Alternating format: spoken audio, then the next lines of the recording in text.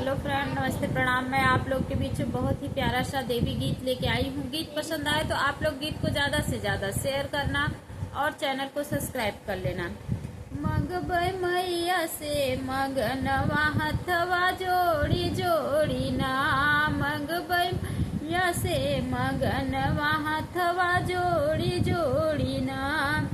तो हसे तमागी मैया मांग कसे दूरवा अमर कैदना, हम आगे कसे दूरवा मैया अमर कैदना, हमर आगे कसे दूरवा मैया अमर कैदना।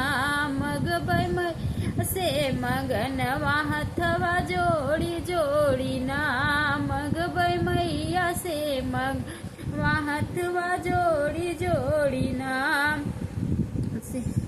तो मगना जो तो हसे तमागी मैया गोदी के ललनवा, तो हसे तमागी मैया गोदी के ललनवा। माई अमर कैदना, माई मर कैदना, हमरे गोदी का ललनवा मैया अमर कैदना। मगबै मैया से मगनवा हथवा जोड़ी जोड़ी ना। तो हसे आगी मैया भैया से भतीजवा मैया अमर कैदना, या अमर कैदना, हमरे भैया से भतीजवा मैया अमर कैदना। मगबै मैया से मगनवा हथवा जोड़ी जोड़ी ना, मैया से मगनवा हथवा जोड़ी जोड़ी ना।